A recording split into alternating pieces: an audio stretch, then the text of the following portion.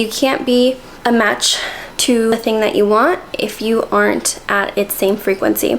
And essentially what that means is you removed all the blocks in your energy to be able to match that energy that you're wanting to attract. And the biggest block is fears, limiting beliefs, and wounds. That's why that's a big component, in my opinion, to manifesting, based off of my experience and what I've learned. And another big piece is aligned action, which is also similar to the goal setting. So in goal setting, we have, you want action-oriented goals. And then the last part is to believe it to be true. When we compare both, in terms of goal setting, I know it's called realistic, but what I would argue realistic is it's small goals. So I'm gonna go ahead and cross that out and put small. And then for manifesting, what we would use that for is big goals. So I'm gonna put big goals here. And why is this distinction important? So with goal setting, there's a reason why it's meant for small goals, or aka realistic, because all these components, none of them are related to your subconscious mind, whereas manifesting, we're tapping into our subconscious.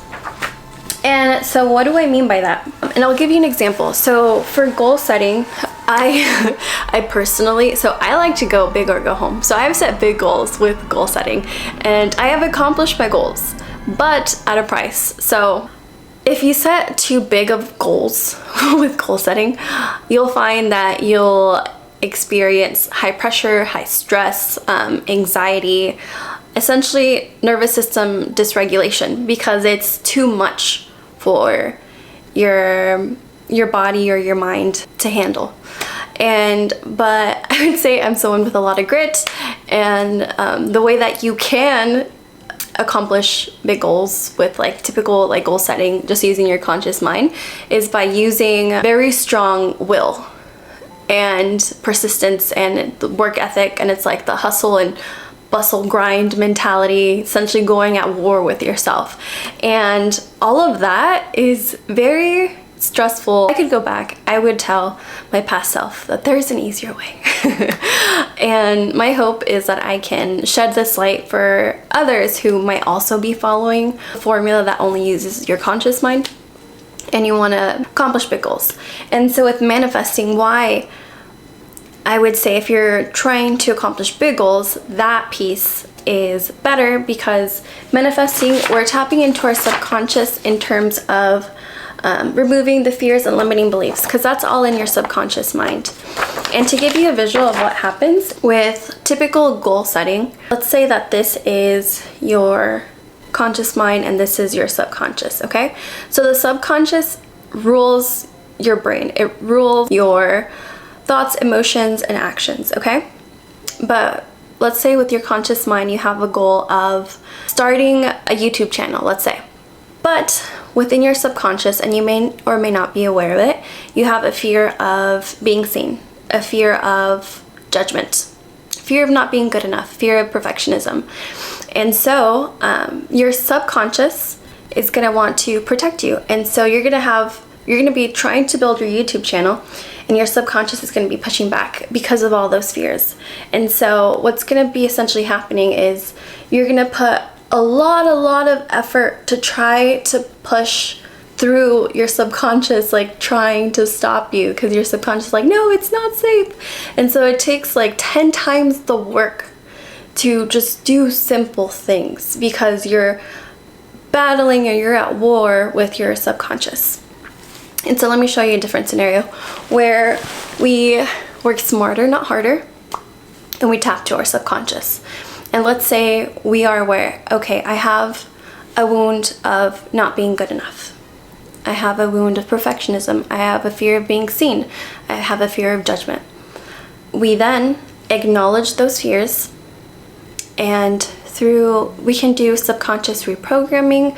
My preferred way of reprogramming the mind is actually called EFT tapping, which is emotional freedom technique.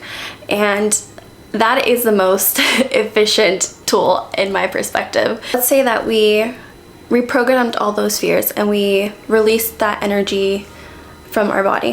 What's gonna happen, so again, same scenario, but we've acknowledged those fears. Here's the conscious, here's the subconscious. And so we're gonna start taking action, and the subconscious is gonna be like, okay, it's safe. And then you're just gonna keep going. And there's gonna be less resistance. So hopefully I was able to paint a picture of when you manifest and you tap into your subconscious and acknowledge those fears, limiting beliefs, and work through them, you're able to essentially have more ease in your journey and have more joy. And things just are so much easier versus if you use just your conscious mind and try to outwill your fears and limiting beliefs, you're gonna be working 10 times harder. And so that's why I think it's critical for people to understand, one, the subconscious mind and have it work for you instead of against you, and using the manifestation formula if you have big goals. Because if you want to accomplish big goals but also enjoy the process, you're gonna need to do some subconscious reprogramming. So if you're like, Stephanie, manifestation sounds great and all, but how do I work through my limiting beliefs and fears? Well, there are two options.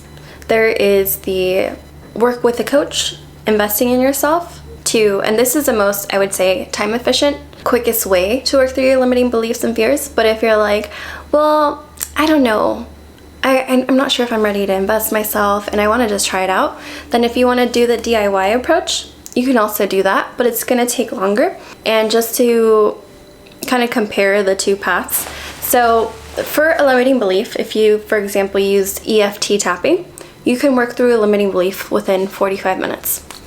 If you're consistent with the DIY approach, you can work through a limiting belief within 30 days. I would say 30 days is kind of like when you kind of start not feeling it as much. And before I tell you what you do, it's important to understand how the subconscious works. So the subconscious speaks in imagery and emotion and evidence. So as much as affirmations are great, I would say affirmations are more of an accessory item to manifesting if you want to manifest efficiently.